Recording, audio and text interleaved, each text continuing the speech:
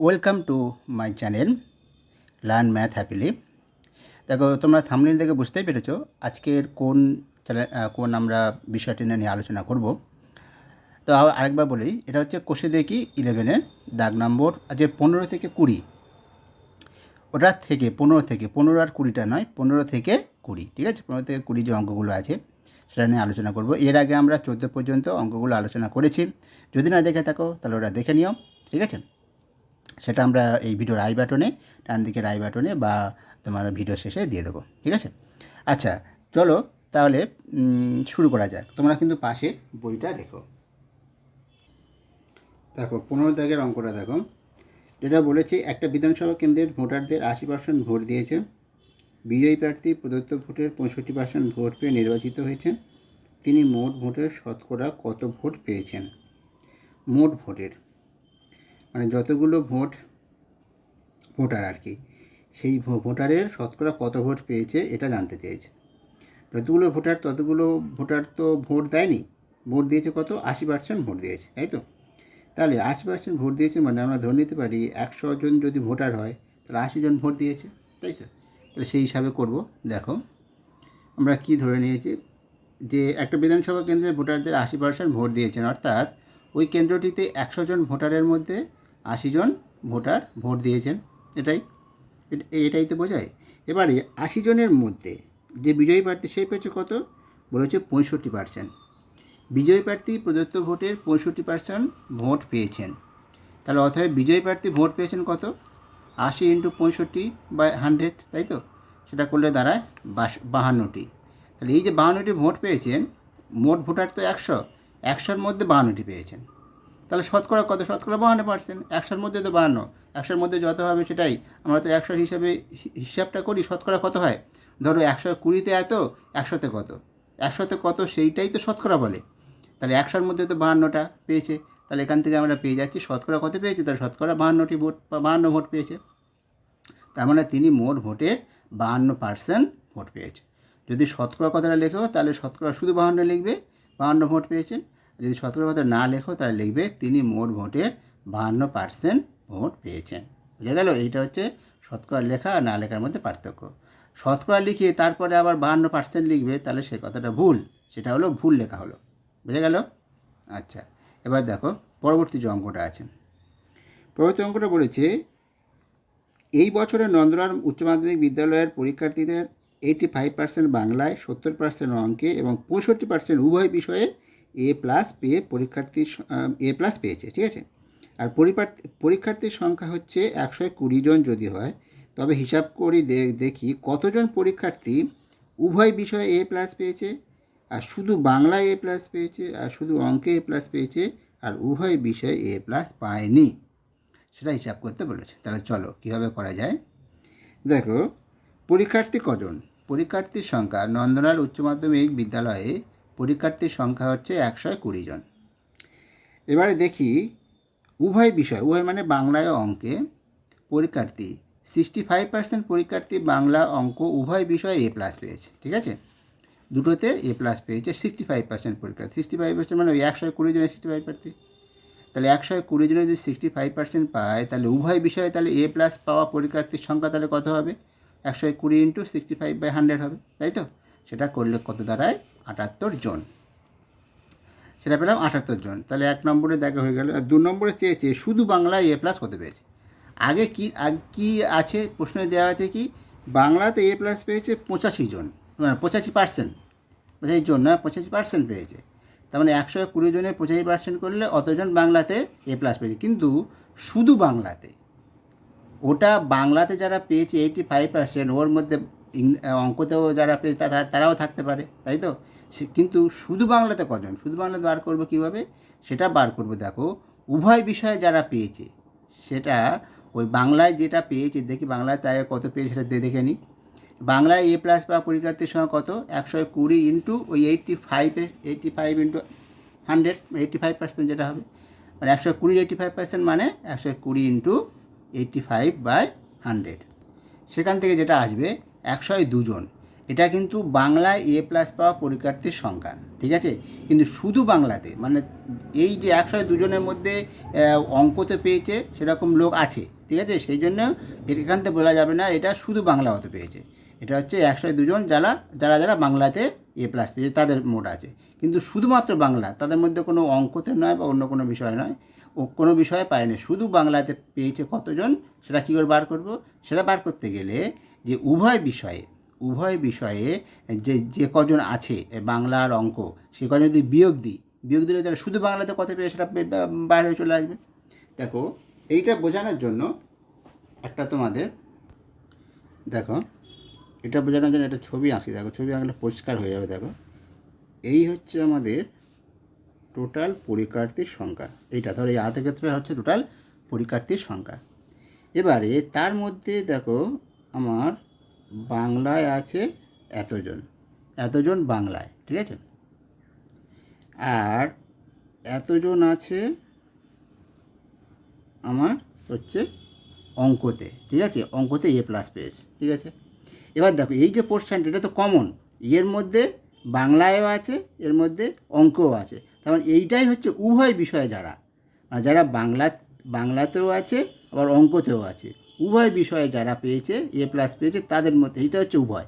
তাহলে এবার এই যে বাদবাকিটুকু পড়ে আছে, এটা তাহলে শুধু বাংলায়, এটা যদি বাংলা বলি, এটা তাহলে শুধু বাংলা, আর এটা তাহলে শুধু অঙ্ক, তাই না? তাহলে বোঝাতে পারলাম। তাহলে শুধু অঙ্ক বা শুধু বাংলাটা কী করে পাবো?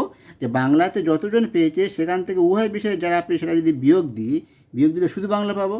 আবার অঙ্কতে যতজন আছে সেখান থেকে যদি উভয় বিষয়ে বিয়োগ দিই শুধু অঙ্ক পেয়ে যাব। বোঝা গেল? আর এখানে আরও একটা প্রশ্ন চেয়েছে, বলেছে কারা এ প্লাস পায়নি, উভয় বিষয়ে এ প্লাস পায়নি। এটা তো পায়নি, এটা তো পায়নি, তাই এইটুকু বাদ দিলে যেটুকু পড়ে আছে, এই যে বাদ দিয়ে যেটুকু পড়ে আছে, এরা তো কোনো বিষয়ে এ প্লাস পায়নি, তাহলে সেটাই উত্তরটা পেয়ে যাব। বোঝা গেল কী করে হলো? এবার দেখো সেইটা আমরা কীভাবে করছি দেখে নাও।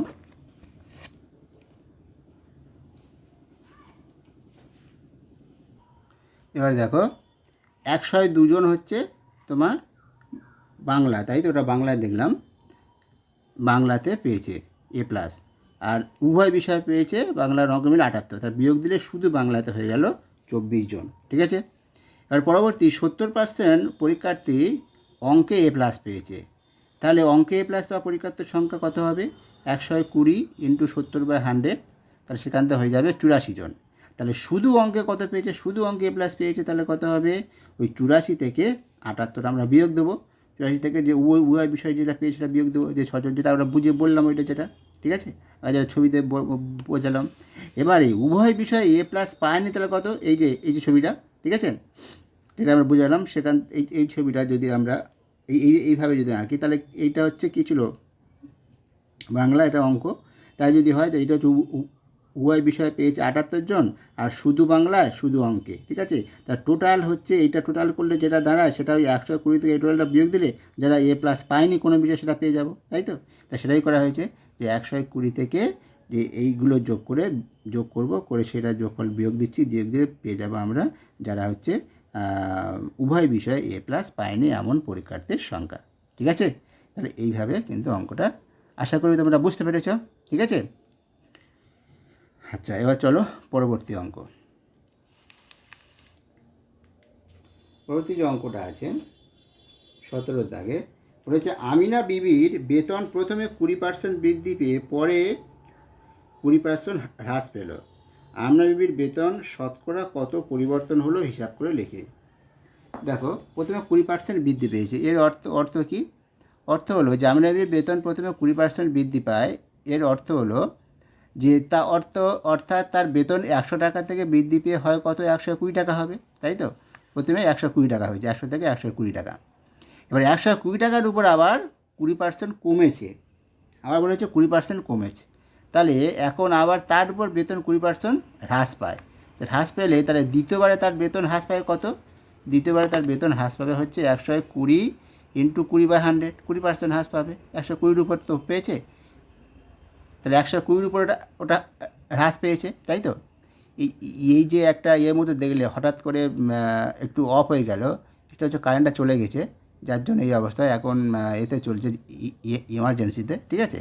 তাই ঘাবড়ানোর কিছু নেই, যেটা কি হলো, ঠিক আছে। আচ্ছা চলো, তাহলে এটা হলো কত? 24 টাকা। তাহলে হয়ে গেল এটা 24 টাকা। এখন বেতন হ্রাস পেয়েছে। আগে বেতন 100 টাকা থেকে, তাহলে শেষ মানে দ্বিতীয়বার হ্রাস পাওয়ার পর যেটা বেতনটা হ্রাস পেয়েছে 24 টাকা হ্রাস পেয়েছে। তাহলে হ্রাস পেলে তাহলে এখন তার বেতন কত? 120 থেকে 24 টাকা হ্রাস করলে তাহলে এখন তার বেতন কত হয়েছে? বেতন হয়েছে দেখো 96 টাকা। তাহলে বর্তমানে তার বেতন হয়েছে 96 টাকা। আগে ছিল কত? 100 টাকা। তাহলে 100 টাকা থেকে 96 হয়েছে, তাহলে হ্রাস পেয়েছে কত? হ্রাস পেয়েছে 4 টাকা।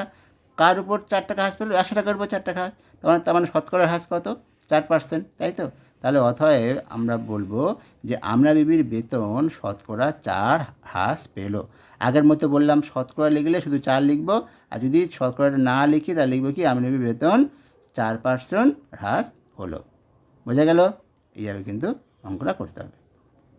আশা করি বুঝতে পেরেছো, কোনো জায়গায় কোনো অসুবিধা নেই। যদি থাকে কমেন্ট করো, ঠিক আছে? আচ্ছা, এবার চলো পরবর্তী অঙ্ক। পরবর্তী যে অঙ্কটা আছে, যে 18 দাগে বলেছি একটি আয়তক্ষেত্রের দৈর্ঘ্য 15% বৃদ্ধি করা হলো, প্রস্থ 15% হ্রাস করা হলো।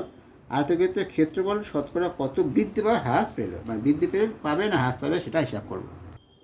দেখো, ধরে নিচ্ছি আয়তক্ষেত্রের দৈর্ঘ্য প্রস্থ যথাক্রমে x একক ও y একক, তার ক্ষেত্রফল তাহলে কত হবে? xy বর্গ একক। এবারে দৈর্ঘ্য কত হয়েছে? আয়তক্ষেত্রের দৈর্ঘ্য যে 15% বৃদ্ধি পেয়েছে, তাহলে তার এখন দৈর্ঘ্য কত হবে? x প্লাস এক্স ইন্টু 15/100, তার মানে হয়ে যাচ্ছে 23x/20 এত একক।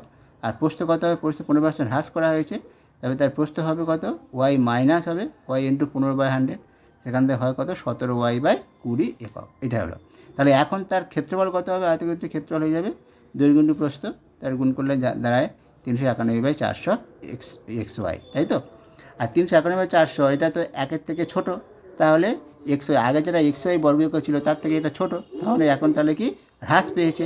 এবারে সে হ্রাসটা কত হলো দেখবো xy থেকে বিয়োগ দেবো 391xy/400, বিয়োগ দিলে হয় 9xy/400, এত বর্গ একক হ্রাস পেয়েছে। তাহলে শতকরা কত হ্রাস পেলো সেটা বার করার নিয়মটা আমরা বলেছি আগে, আরেকবার দেখে নাও। তাহলে হ্রাস বাই প্রাথমিক যে ছিল, প্রাথমিক ছিল xy ইন্টু 100, এটা হলো শতকরা হ্রাস। তাহলে শতকরা হ্রাস তাহলে কত হয়ে গেল? কাটাকাটি করলে দাঁড়ায় 9/4, তার মানে 2.1/4 এত পার্সেন্ট হ্রাস পেয়েছে। আর যেহেতু কথাটা আগে শতকরা কথাটা আগে লিখেছি সেই জন্য আর এদিকে এখানে পার্সেন্ট হবে না, তাহলে এখানে শুধুমাত্র 2.1/4 হবে। বোঝা গেল? আর এইটা নিশ্চয়ই বুঝতে পেরেছ। 9x/400/xy এটা করলে এটাই দাঁড়ায় 9x/400 ইন্টু 1/xy, তার মানে এটাই হয়, তাই তো? 9x/400 ইন্টু 1/xy, এটা xyটা নিচে হবে, এটা বোঝা গেল? এটাই তো হয়। তাহলে এটা কাটাকাটি করলে এটা, ব্যাস এটা হয়ে গেল। আর পরবর্তী অঙ্কটা চলো দেখে নিই। 20 দাগে যে অঙ্কটা বলেছে, 20 নয় 19 আবার চলো, বলেছি একটি ঘরের দৈর্ঘ্য প্রস্থ উচ্চতা যথাক্রমে 15 মিটার, 10 মিটার ও 5 মিটার। যদি দৈর্ঘ্য প্রস্থ উচ্চতার প্রত্যেকটি 10% বৃদ্ধি করা হয়, তবে 4 দেয়ালের ক্ষেত্রফল শতকরা কত বৃদ্ধি পাবে হিসাব করো। দেখো, 4 দেয়ালের ক্ষেত্রফল শতকরা কত বৃদ্ধি পাবে?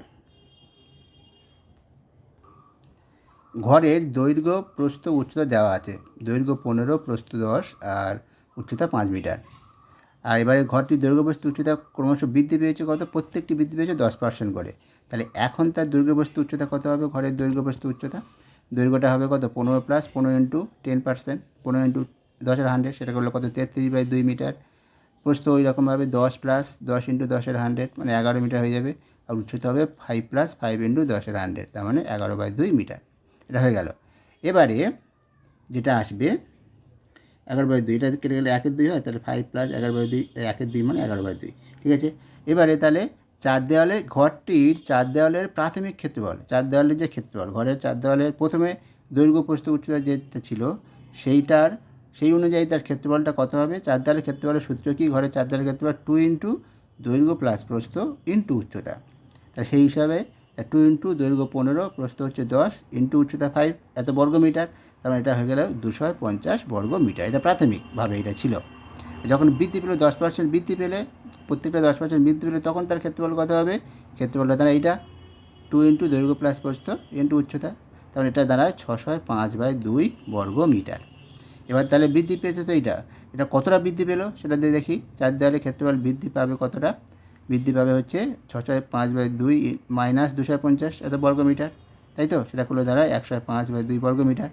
তাহলে চার দেওয়ালের ক্ষেত্রফল শতকরা তাহলে কতটা বৃদ্ধি পেল? শতকরা বৃদ্ধি যেটা বললাম বৃদ্ধি বাই প্রাথমিক যেটা ছিল, তাহলে বৃদ্ধি 105/2 প্রাথমিক ছিল 250 ইন্টু 100, তার মানে 105/2 ইন্টু হয়ে গেল কত 1/250, মানে 2 ইন্টু 250 হয়ে যাবে এটা, তার মানে 500।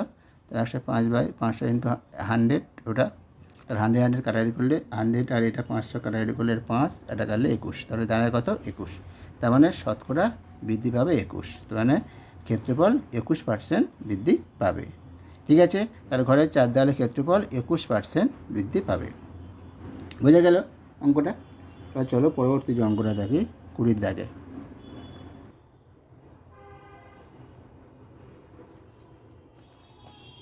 20 দাগে যেটা বলেছে দেখো, বলেছে বার্ষিক ক্রীড়া প্রতিযোগিতায় 20% শিক্ষার্থী 100 মিটার দৌড়ে, 15% শিক্ষার্থী 200 মিটার দৌড়ে এবং 10% শিক্ষার্থী লং জাম্প প্রতিযোগিতায় নাম দিয়েছে।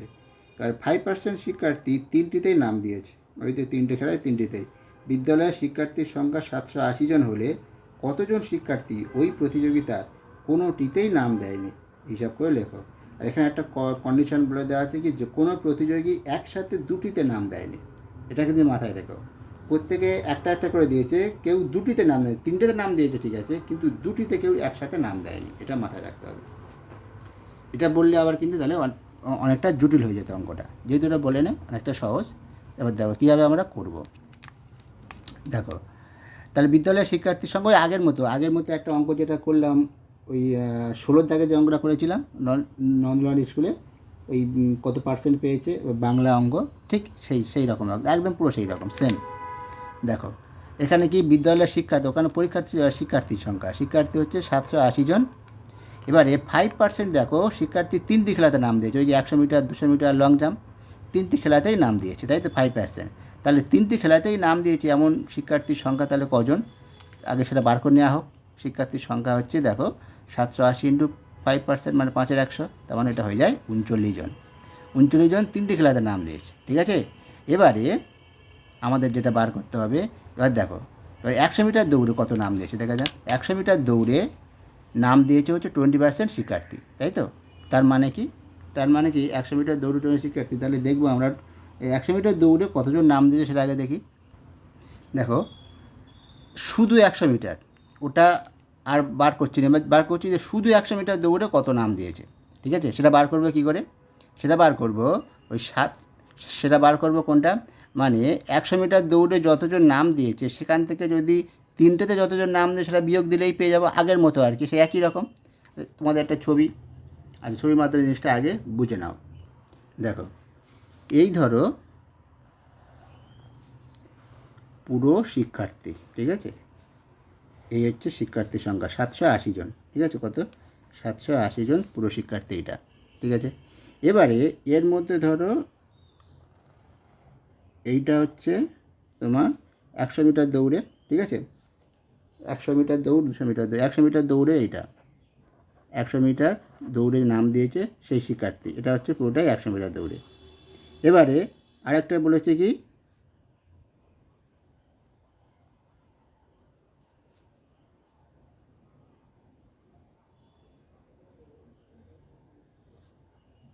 না এতটা নয়, এতটা নেবো না, এটা হচ্ছে এতটা নিই, ঠিক আছে। এত পর্যন্ত 100 মিটার দৌড়ে, ঠিক আছে। এখান থেকে এইটা ধরো 100 মিটার দৌড়ে এই পর্যন্ত হচ্ছে 100 মিটার দৌড়ে, ঠিক আছে। আর এখান থেকে এই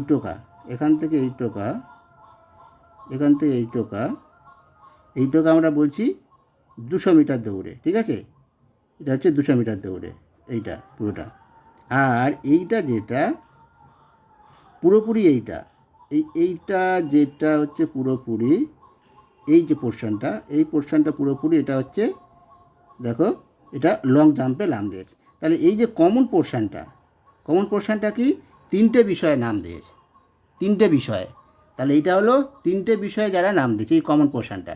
আর এই পোর্শনটা বললাম এইটা লং জাম্পে, আর এখান থেকে এই টোকাটা বললাম কি 100 মিটারে, এখান থেকে এই টোকা 200 মিটারে।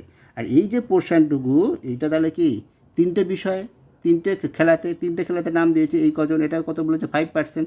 তাহলে যখন আমি শুধু 100 মিটার দৌড় বার করব, তাহলে এই 100 মিটার দৌড়ে যত পার্সেন্ট নাম দিয়েছে সেটা থেকে তাহলে 5% নামটা বিয়োগ দিতে হবে।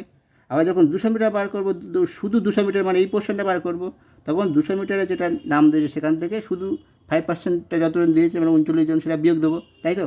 আবার ফিরে যখন এইটা বার করব, এই পোর্শনটা মানে লং জাম্পে কতজন নাম দিয়েছে, শুধু লং জাম্পে কতজন নাম দিয়েছে সেটা বার করতে গেলে কি এই পোর্শনটা বিয়োগ যাবে, তাই তো। 5%, এটা থেকে 5% বিয়োগ যাবে। তা সেইভাবে আমরা অঙ্কটা করেছি। তা বোঝাতে পারলাম জিনিসটা। আর এবার বলেছে বাদ বাকি, এবার নাম দেয়নি কজন, এইগুলো এই পোর্শনটা হলো নাম দেয়নি, যারা বাকি আছে এখন নাম দেয়নি, সেটা তাহলে কী করে পাবো?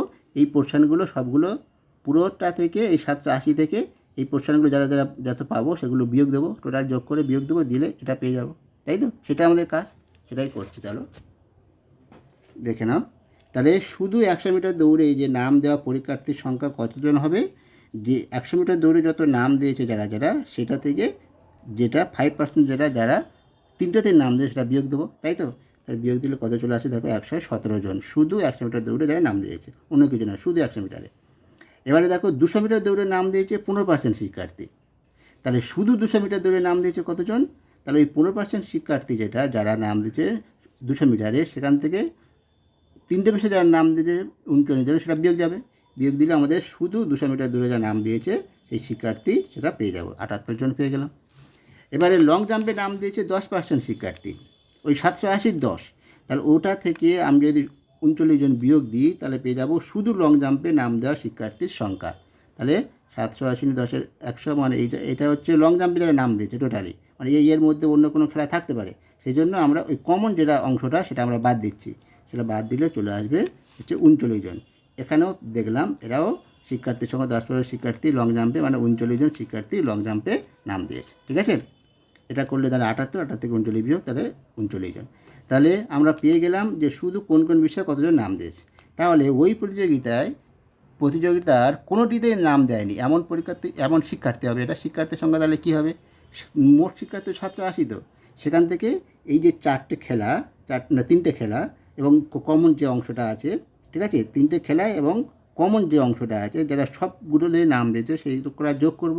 যোগ করলে আমি যোগ করে এটা থেকে যদি এটা ফলটা বিয়োগ দিলে আমাদের পেয়ে যাব কতজন শিক্ষার্থীর নাম দেয়নি, সেটাই আমরা করেছি। যে ছবি দিয়ে যেটা বুঝিয়ে দিলাম, বুঝতে পারলাম। তাহলে সেটা হয়ে গেল 507 জন। আশা করি তোমরা বুঝতে পেরেছ, ঠিক আছে।